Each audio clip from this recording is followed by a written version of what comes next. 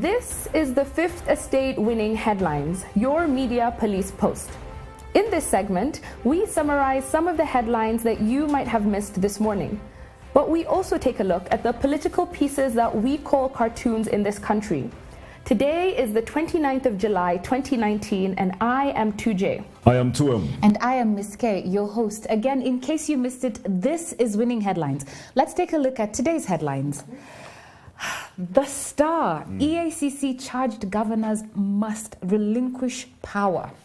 The Standard, why UHURU avoided RUTO at the airport. And the Daily Nation, July pay shocker for teachers. Let's begin with the Standard. Yeah. Absolutely. So we've moved past arrests. We're over it now. No. I don't know. I don't think we are. I think we're on a hiatus. Okay. Let's wait for more arrests. I don't think we've passed. But why UHURU avoided RUTO at the airport? Well, William Ruto has termed this as fake news. Yes, he tweeted. Let's give a bit of context first to the story. Yeah. So the president was coming in from Zambia, Livingstone to be precise. Yes. And the deputy president was apparently waiting for him in the lounge. Presidential pavilion. But Yes. the president, hearing wind that the deputy president was with Ferdinand Waititu, on whom an arrest warrant fellow. was hanging over his head, he decided to run and use the Not public the gallery.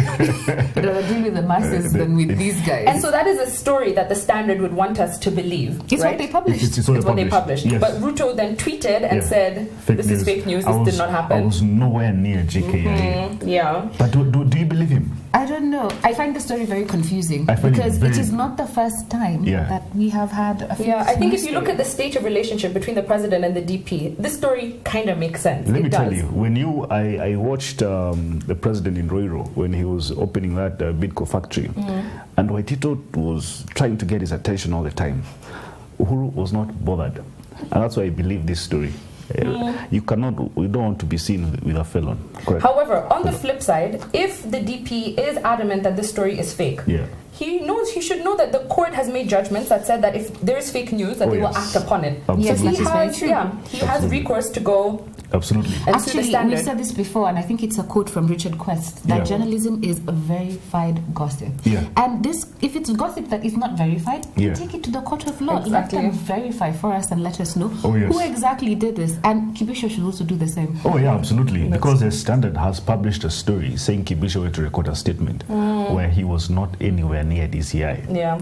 All right, so let's put this in the parking bay while we look at the other headlines. I think the next thing we're going to do is the Daily Nation. July pay shocker for teachers. I told you, if it's not corruption, it is what? Education, always. Therefore, because it is a good headline, I will say. It is, it's a punchy short, to the snappy. point. However, and I will bring this back, we have not even used our three-part criteria because you put that in the parking bay. We have a three-part criteria that we use to break down the headlines for you. We ask ourselves two questions. Is this Daily Nation headline topical, or is it speculative, repetitive, or is it groundbreaking? And finally, is it thoughtful or just plain lazy? Fantastic headline, boring story. Lazy story. Lazy story. I think we tossed that quite instantly. Very good. Finally, the Star. EACC charged governors must relinquish power. Look, this is the ruling by Justice Mubigoge. Yes. In my view, fantastic, elegant judge. But I do not know why. She had a ruling saying that once you're charged and you hold public office, then you cease holding that office and then you step aside and your deputy takes over. First, I disagree with that ruling because these are not appointed people. They are elected. They were given mandate by the people. That is true. Right?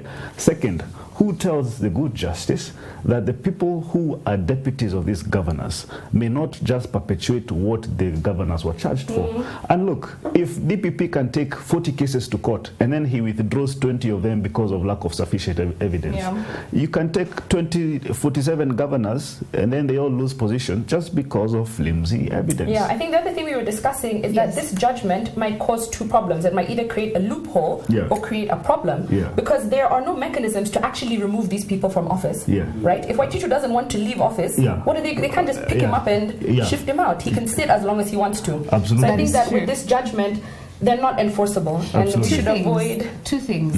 One, I think I want to quote tweet by the Grand Mullah. He says that the judgment is populist and not fully with the law. I think we'll show a copy of that tweet. Oh yeah, I agree with him. But also, I'd like to say that the Constitution does give provisions and grounds under which a sitting county governor can be removed. Absolutely. And one of the grounds is where there is a serious reason for believing that the county governor has committed a crime under national or international law. Yeah. The key word here is serious reason. Yes. And that there is a very relative term, and it depends on each individual case. Absolutely. Yeah. And I think the So I don't presumption always is that you are innocent until you're proven guilty. Oh, yes. So to ask them to step aside when their guilt has not been proven, Makes is them guilty flat out wrong in the eyes of the until, public. guilty until proven innocent. Yes. I Sorry. say toss this. Absolutely. And we bring back the standard. Can we make this our winning headline? I don't know.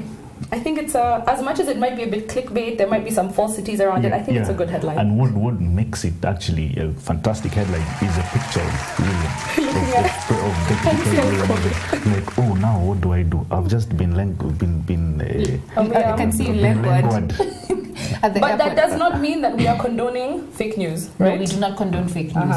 And we have a winning headline from The Standard. On to our next segment, the political pieces that we call cartoons in this country. Yeah. Just like the headlines, we have a 3-part criteria that we used to break them down for you. We ask ourselves, is the cartoon humorous or is it dry? Is it satirical or is it pessimistic? And finally, is it effective or just plain lazy? And I think today Gado was on the lazy element. I think Gado doesn't like Mondays. He really doesn't. Yeah, I think he... Who can blame him? I don't like them either, therefore we toss it. Okay, but first describe it. Let me describe it. Caricature of news acting CS of Finance Treasury, Ukuri Atani, and he says, okay, let's go to work. Where is a treasury entry, right? And the person there, now because Ithoge is inside, I don't know who this is, says, you're standing on it, sir. And he's standing on a very full entry. I don't envy him, by the way. Yeah, I mean, I think this cartoon is very obvious, which makes it just plain lazy. Absolutely. So I think we toss it. Right? Star. The star, wow. Yes, caricature of Mr. Gestapo himself, Haji. And he's placing a trophy of Ferdinand Waitito on his wall. Next to him is Rotich. He's already been placed. But the third trophy, all right, is... Off the side, we can't see it. It's a bigger one. Off the side, you cannot see Actually, all the trophies are increasing in size. As Increasing they in size. bigger fish. Bigger fish, bigger fish, bigger fish. Yes. And you always save your last trophy Yes. for your biggest Absolutely. catch. And he's saying on to the next one. Trophy wall shaping up nicely. Yeah. Who's third in line? Who do you guys think? I'm just going to Haji's say coming it's from. bigger and better. I don't know who it is. Do you want to say hypothesis? No, I refuse to answer the question. Please put it in the parking bay. Yes. I found it funny. I found it very funny. Finally. But, I can give you a hint. no hints. Thanks. All right, finally we have Iga, who is always here on a Monday. Oh, it's a prison's truck and it's delivering big fish, but you can see it's a pig coming out. And the JKIA orderlies, the prison guys, now this time they're not wearing green, they're wearing Jubilee jumpsuits. And they're saying actualizing the big four free housing starts here. I have to say, for the first time ever, Iga made me laugh. This is fantastic. I think we want to inspire him. I think this was very good. I liked it. Absolutely, I like it. Although I don't want to celebrate people's problems. Going to jail in cell is not a nice thing. Better than the trophies of people's heads. Yes. Really? Okay, so what do we say? It's the star ozone and the trophies getting bigger with the big fish, the big catch coming up versus the big fish in free housing. I say we go with Iga. I think we need to give it to him. I do agree. I think so, but mine is more of a sympathy vote. Oh my goodness, wow. Trust you to say this. And our winning cartoon comes from Iga of the Daily Nation. Yeah. Finally, what is our final thought? And now, our final thought. Inspired by a book we have done before. Yes, but we have to reiterate some of its core ideas. Yes, absolutely. And it's a Fifth Estate classic. Yep. And it's called The Dictator's Handbook. And I always get this guy's name wrong, but before I say his name, the book is captioned, Why Bad Behavior is Almost Always Good Politics. And it's by Bruce Bueno de Mesquita and Alistair Smith, all right? And if you're the type that thinks that that politicians should cater for the welfare of the people, you're wrong. That's what this book is telling us. But I'll say a small quote. It's by Mobutu that Mesquita has used here. Yeah. And he says, what is important here is cash. Yes, Besha. right? Ali then needs money, gold and diamonds to run his 100 castles, feed his 1,000 women, buy cars for the millions of bootlickers under his heels, reinforce the loyal military forces, and still have some change left to deposit in his Swiss accounts. Beautiful.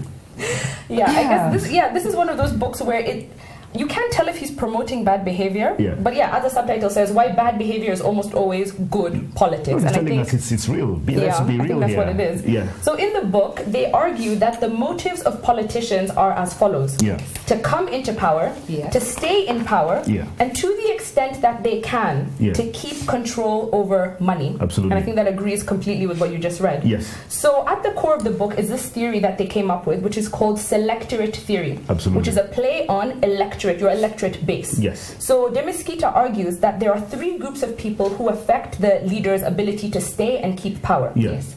So first of all, he organizes this in a pyramid. Right. So at the bottom you have the nominal selectorate. Yeah. These are known as the interchangeables, and they're interchangeable because there are so many of them. Yes. This is the pool of the supporters that the leader has access to. Yes. Then above that you have the real selectorate. Yes. These are the influentials. Yeah. These are the supporters who actually choose to support the leader. Yes. And at the top you have what he calls the winning coalition. These are the essentials. Yes. And these are the key people who are there to keep the leader in power. Yeah. So in the book, they suggest that if your winning coalition is large, if that group of key people is too large, then public policy will be focused on public good. Yes. Because you have a lot more eyes on you, focusing on what you're doing every day. And a lot less money to give to very many people. Exactly. Yes. But he says that if your winning coalition is small, then the leader only needs to buy off a few critical people. Because you have more money to give to fewer people. Absolutely. So I think before we proceed, Ms. K, you should give us a definition, or his definition, of democracy versus dictatorship. So a model of dictatorship is exactly what you've described, a pyramid, where you have a government based on a small number of essentials who will sit on a relatively bigger but still small number of influentials, and who sit on a very large group of average supporters who we now call interchangeables, versus what now he calls a democracy, which is different. He says it's a government founded on a very large number of essentials who sit on another almost equally large group of essentials. Not essentials. Essentials is the top. And you sit on an equally large number of influentials. And at the bottom you have a similar number of interchangeables. So your interchangeables and your influentials are exactly the same in number. So there are too many for you to please using the tax budget that you have. Exactly. Therefore, you'll be forced to use the public good as your way to rule. So I think that if we use some examples, maybe we can make this clear for the people at home. So let's take Kenya as our example. Right? So in Kenya, we have about 22 million eligible voters. Those are people over the age of 18. So these are people we are calling our interchangeables. And that's based on a population of about 53 million people.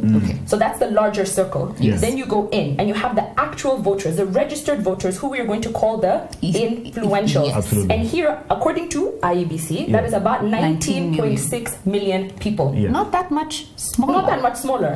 Then at the core, you have the winning coalition, the essentials, who are, again, according to IEBC, 15.6 million people, the people who actually voted. So we're saying that the president, or whoever the president was going to be at 2017, he had to win the hearts of 15.6 million people. That's a lot of people to pay. It is a lot of people to win. Now, if you contrast that with North Korea. So we're looking at the spectrum. We're looking at Kenya being a democracy and North Korea being an authoritarian regime. In North Korea, the nominal voters are 25 million. So those are 25 million. Those are all the people who have the right to vote. That's followed. Those are all your interchangeables. Okay. Followed by the real selectorate, which are the influentials. Again, those same 25 million people are allowed to vote. That's However, a really big group still. It gets interesting. In North Korea, the winning coalition is 200 people. That is 0.00078% of the population who, what's his name, Kim Jong-un, requires to keep him in power. So in the book they show that spectrum between the democracy and the authoritarian regime. And I think that's a perfect way to represent it. So let me ask you, there's that group, there's a core. Those are your essentials. Those are your essentials. 200 people in North Korea, but still 15 million in Kenya. So where does a kitchen cabinet fall? Essentials. And they're not, are they influentials? They are essentials because a kitchen cabinet, there's an analogy of it being really small. It's the people that you need to make the actual decisions, people you need to actually run government. So they have to be really small. They are your essentials. The people you pay in a dictatorship, or the people who control the masses that you then fund their projects in a democracy. All right. And now, he says, both Mesquita and Smith, that nobody rules alone, right? Never. And there are 5 rules of power that he gives. And the first one is keep the circle as small as possible. Yeah, right? The winning coalition. The winning coalition. But even within the second coalition, rule number 2, that within that small circle, they should have very many people. Right? So it shouldn't be too small. Absolutely. That it's just you and me. Yes. But it shouldn't be too big. Yes. That it's a whole. afford it. Yes. And the reason it does that is because some people grow horns, right? And they need to be cut. And if they need to be cut, you need to replace them. Yes. They must feel replaceable, right? But then the third one is tax people as highly as you can. Right? And when you tax them, you reward your cronies and yourself with that revenue. So in essence, what he's saying is corruption is good. Yeah. Pay yourself first. Or necessary. Yeah. Right? But rule number 4 is that rewarding the coalition through public and private means is essential. Public, you can construct all the roads, all right, to keep the people happy, to keep your interchangeables and essentials happy. But public, use contracts, those contracts for roads, give them to your cronies, right? Because that's how you maintain power. But rule number 5 is don't pay them so much money, because at some point you might need that money to do other things, right? It's a way to construct power. And I'll go back to what you said, the pyramid thing, right? And on Friday we did a book called 1984, all right? And he disaggregates that pyramid, right? And there's a 2%, which is the inner party. There's a 13%, which is the outer party. Your influentials. The influentials, and then you have what you call the proles. Proles are the mundane. Everyone else. Yes, but the currency of dominating them was through fear and through information. But now there's also a third currency, and that is cash. Yeah. And remind us of that Mobutu quote, because that shows you exactly where that cash goes. I can go back to that quote. What is important here is cash. A leader needs money, gold and diamonds to run his 100 castles, feed his 1,000 women, buy cars for the millions of bootlickers under his heels, reinforce the loyal military forces, and still have some change left to deposit in his Swiss accounts. You're sounding a lot like a dictator. All right.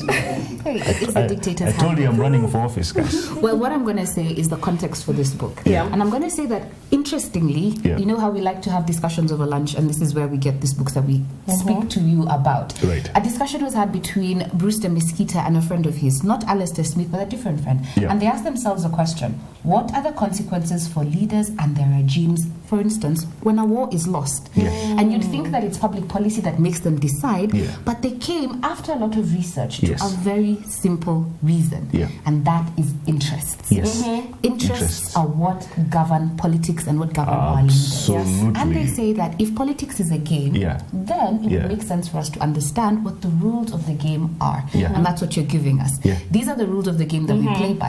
And for you to be able to understand why a politician behaves the way they do, it doesn't matter whether they're from a dictatorship or a democracy. It just matters where their interests lie, and who they need to get into power, and who they need to stay into power.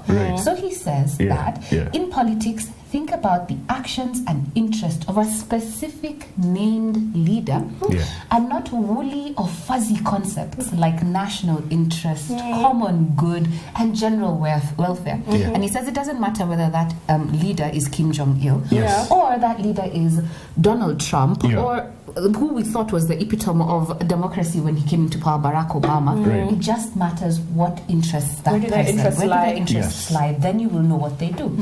And if you understand how things work, then it's a crucial step to understand whether to make them better.